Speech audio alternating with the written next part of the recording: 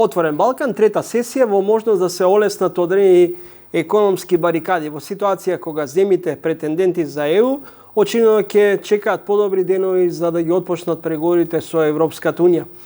Дали Отворен Балкан е политички или економски проект? Што донесе последната сесија? Меѓутоа, пред почетокот да разговараме за Отворен Балкан со мојот вечерашен соговорник, на почеток ќе го прашам околу неодамнешната средба со председателот на државата Стево Пендаровски околу проектот Македонија 2030, која нуди економско-социјален проект за заздравување долгорочно на македонската економска состојба. Македонската академија на науки и уметности имаше една таква стратегија околу заздравување или подолгорочна економска стратегија. Сметате ли дека оваа стратегија може да допринесе за поголем економски раст? Прво, мислам дека е упатно да се размислува дали председателот требал да прави оваква стратегија, со обзир на тоа дека тоа генерално е директно во надлежностите на владата на републиката. Меѓутоа, председателскиот кабинет и председателот Пендаровски мислам дека имаат малку сенс за тоа дека во мала држава како нашата сите треба да ги вложат максимално своите напори да се соберат паметните стратегии и визии од разни чинители, стейкхолдери како ги като последно време, за тоа каде и што треба државата да прави во сегментот на економијата. Дека постои некаков промена на правецот кон економијата е видливо и по тоа дека председателот Пендаровски на Стопанската комора по повод 100 годишнината на нејзиното функционирање додели орден на државата, укажува на тоа дека председателот е осетлив на прашањето на економијата и за нас е тоа голема причина да мислиме дека навистина треба и да му помогнеме на председателот ако има амбиција да даде свое некакво видување. Меѓутоа би кажал дека 20-30 и не е некоја многу далечна иднина. Таа е 8 години од сега и мислам дека повеќе се работи за она што во социјализмот го нарекува петолетка. Стратегија за развојот на економските субјекти во следните 5 години, што е уствари нешто што треба да почне да се реализира сега и веднаш, а не да се чека, затоа што 8 години ќе поминат онака како да сме трепнале со око. Меѓу другото, свесни сме колку процесите се забрза и колку секој ден сме сведоци за тоа дека економијата трпи разни удари и како што времето ќе поминува, не можеме да се очекуваме дека било која држава ќе биде во, да кажем, лежерни економски води. Председателот на државата Пендаровски кажа дека симултаните кризи се предизвикувачки за експертите, бизнес заедницата, за политичката јавност. Ова е развојна рамка што е калабрирана со предпоставените најнегативни сценарии и најпесимистички прогнози, што би го издржале тестот на предвидените прогнози. Јас мислам дека амбициозно е да се каже, особено во делот на науката која е базирана на капацитетот на македонската реално научна мисла да процени што за 8 години ќе се случува во динамика и динамична промена на односите првенствено во Европа, а и ширум светот, во основ на она што се сега реални кризи кои се случуваат во моментот. Мислам дека она што се случува во Украина е нешто што и творците на најцрни сценарии не може да го предвидат, дека Русија толку длабоко ќе влезе во авантурата која се вика Украина, од која елегантен излез нити во видливо време не гледам. Мислам дека од таа една авантура, без разлика кој ќе биде победник на таа работа, штетата ќе ја трпиме сите во периодот не пократок од 2 години. Веќе кај сите е јасно дека оваа криза има многу поширок импакт на светската економија, дали ќе има, како се вика, драматично цунами ефект, ќе видиме во зависност од колку долго ќе трае таа работа и колку реално случувањата таму кидат во правец на блокирање на процесите. Се работи за сериозни економски контрибутори во делот на енергијата, храната, елементите кои уствари полека станува јасно дека се она што ќе биде доминантно во оценката каде ќе биде економијата во годините што следуваат. Добро, вака кога јавно настапувате како бизнес асоциација, не допира гласот и до владата во однос на овие барања? Јас мислам дека гласот допира и им прави дури и поголема паника. И тоа е Меѓутоа ништо не се презема. Па не знам се дали се презема или се презема. Штом велите алармираме, меѓутоа ништо нема. Она што е видливо е дека како сме дошли до ситуација да мораме да користиме средства по други основи него што како претходно се задолжувавме, укажува на тоа дека изворите на средства полека се смалуваат, маневарскиот простор на владата како се намалува.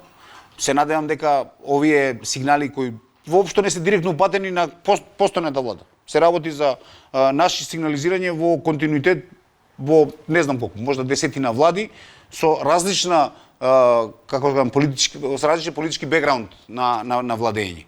И секогаш сме го говореле тоа. Политиката на владата секогаш треба да е во правец на тоа да ја помогне економијата. Не сме ние лоповите, крадците на нашата држава. Затоа што секогаш беше најпросто вида да се упати на некои чудни богаташи кои прават екстремни заработки. Она што се случува во нашата држава е реално распределба на сиромаштвото. И мислам дека ако престанеме тоа да го работиме, мораме да кажеме дека на краиштата државите и постојат заради економијата. Не постои економијата заради државите. Господин Пеша, бевте на Отворен Балкан самитот. Дали овој проект е изнудено решение за заздравување економско на земјите од регионот, или можеби имајќи во предвид дека за сега не се гледа во догледно време интеграцијата на земјите од целосната интеграција на земјите од Балканот во Европската унија како добро привремено, да речам, решение за зајакнување и продлабочување на економската соработка. За нас ова не е нешто ново. Ние знаевме дека како држави кандидати за влез во Европската унија ќе ни биде потребно да првенствено да ја научиме својата домашна задача. Значи ние мораме да научиме како да функционираме во услови на проширен пазар. Очигледно е дека ниту една од државите во регионот, па и Србија која е најголем играч у целата таа приказка, не може самата да створи развојна политика која ќе го доминира просторот, особено заради тоа што сите сме како економии зависни од големите економии на Европа, првенствено Германија. Она што е сега интересно. Господин Пешев, кога на почеток се излезе со оваа иницијатива на триото Вучич, Заев и Рама, првиот печаток дека е Отворен Балкан ќе биде субститут за Европската унија. Но се чини дека сепак Отворен Балкан може да биде подолгорочно решение во однос на економско заздравување на земјите од регионот. Може ли тоа така да се толку? Видите, мислам дека на почетокот се стекна таков печат заради тоа што имаше многу гнев. Првенствено тоа се гледаше по изјавите на Вучич и на Рама. Они, како се беа гневни од тоа што се тактизира со европската интеграција, особено на Албанија. Беа гневни од тоа што Европската унија не дава чиста перспектива и логични временски рамки во кои економиите ќе бидат инволвирани, и така оставени самите на себе, они побара, мислам политичките елити побара некаква си варијанта, барем во делот на економијата да се направи работа. Видите, на почетокот можда и немаше толку економска димензија целата ова структура, првенствено заради тоа што и за економијата имавме практични проблеми кои не се баш чисто економски. Патувањето без пасоши меѓу, така тоа баш и не е чиста економска мерка.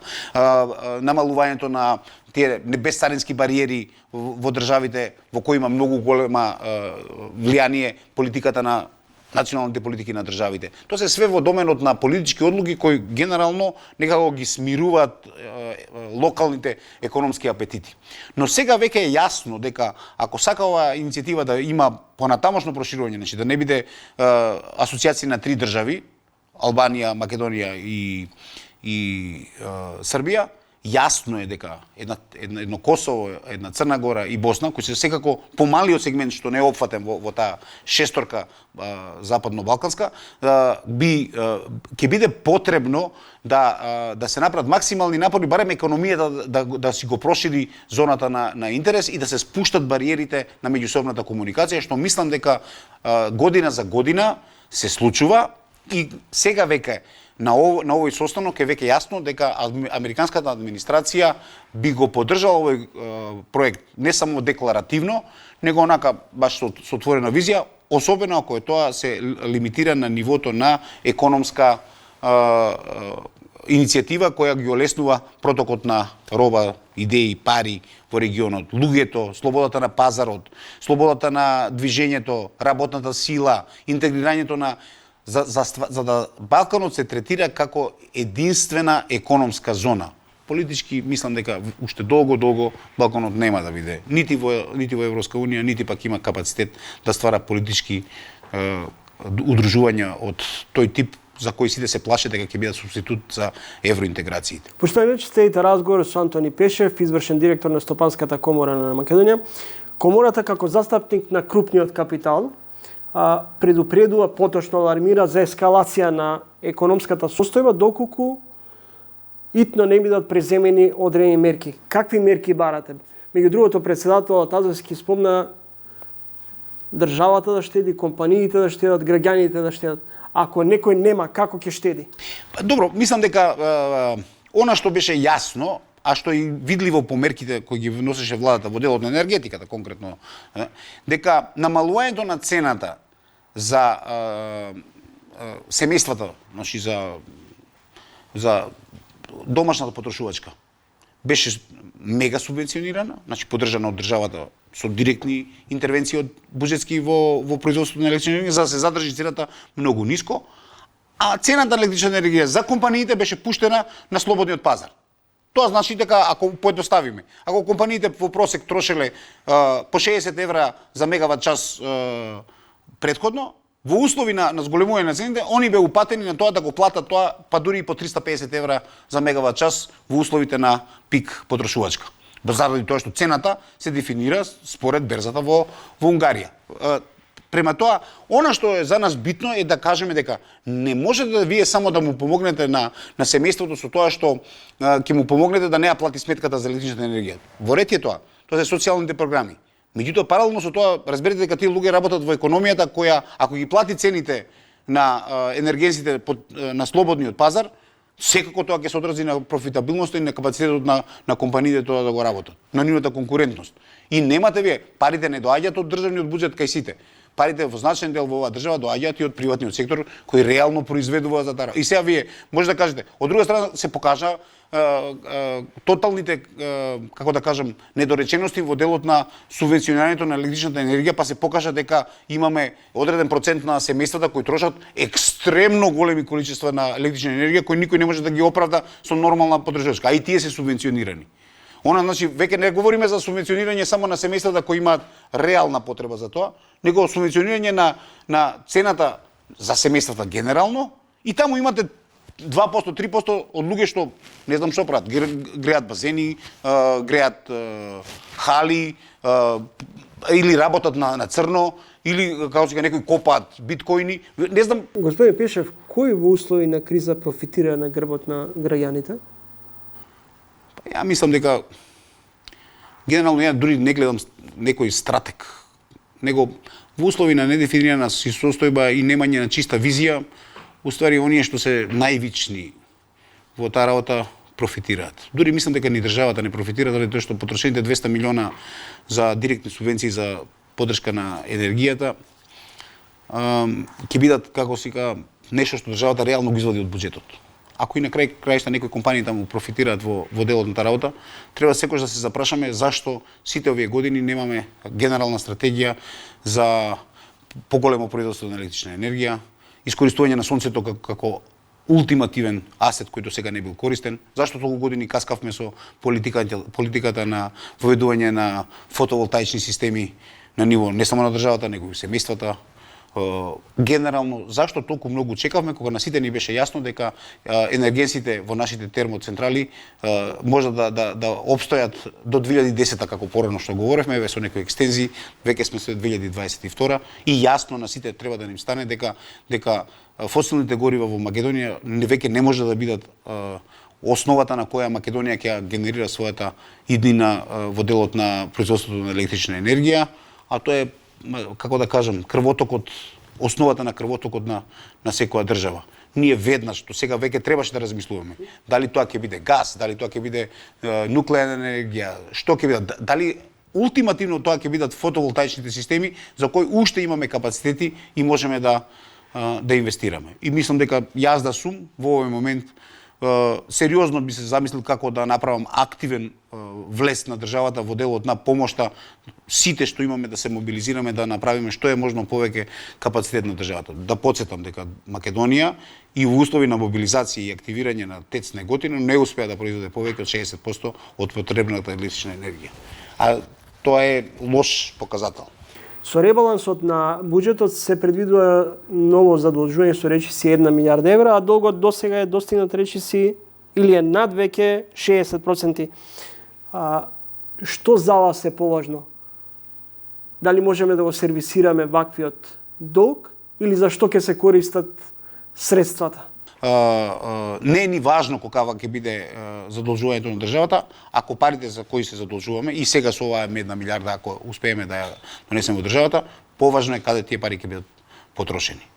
Ако тие пари се трошат за продолжување на нашата агонија економска, за да се поддржат политичките аспирации на политичките елити во одреден период, тоа е погрешна употреба на средствата. Ние со години говориме дека инфраструктурата секоја година недоволно се инвестира во неа. Ја не знам веќе 20 години сум јас барем во нашата реалност и 20 години говорам за исто дека Македонија мора да инвестира во инфраструктура. Меѓу другото и Нобеловецот Кругман тоа ни го кажа. Првата работа што ни ја кажа, ни кажа како планирате да донесете странски инвестиции ако патиштата ви се во вака очена состојба. Изгледа за среќа или за жал, он помина по најлошата дестинација од Охрид до Скопје, па имаше прилика да го види таа наша ноќна мора која трае скоро 20 на години додека се одреализира, тоа е патната инфраструктура од Охрид до Скопје. А знаеме сите дека единствената дестинација туристички атрактивна за целокупното окружување е Охрид. Што да ви кажам, во принцип да изгледа треба странците да дојдат овдека да ни ги кажат работи што ние самите си ги знаеме или сме ги говореле перманентно. Ако продолжиме со ваквото темпо на задолжување, според упатените, можеби следната криза тешко ќе ја преживееме. Дали всушност ние функционираме со адхок решенија? Мислам дека, како да кажам, волшебно стапче за решавање на проблемите генерално не постои. Она што е недостасува во државата е чувството на ситуација во која треба да се генерира филозофија на нужна потреба на мобилизирање на сите. Значи имаме лежерна позиција во која заради неконтролираното буџетско трошење, заради зголемениот административен апарат, заради сето она што ние сме свесни, заради тоа што социјалните трансфери заземаат огромен дел од буџетските средства во државата, се стекна впечаток дека државата може тоа да го isfinansira, а уствари никој не праша тоа дали економијата може да го прати тоа ниво на потрошувачка. За мене секако како да кажам превртувањето на филозофијата која треба да се направи е во делот на тоа ако и се задолжуваме понатаму, а не сум против, под услов да знаеме каде парите идат и зошто го правиме тоа. И дали тоа генерално на долги стази генерира бенефит на граѓаните на државата, ако ништо друго, за да ги привлечеме оние кои сега се движат по земите слични на нашава во регионов и наоѓаат причина да инвестираат например во Србија, не наоѓаат причина да инвестираат во Македонија. Разбирате, тоа е многу клучно прашање. Зашто Србија кога почна покасно во процесот на привлекување на странски инвестиции од нас, сега моментално уште на тој тврд пат на привлекување на странски инвестиции, а Македонија заостанува во тој сегмент. Благодарам за разговорот. Благодарам и вас. Почитајте, че тоа беше Антони Пешев, извршен директор на Стопанската комора на Македонија.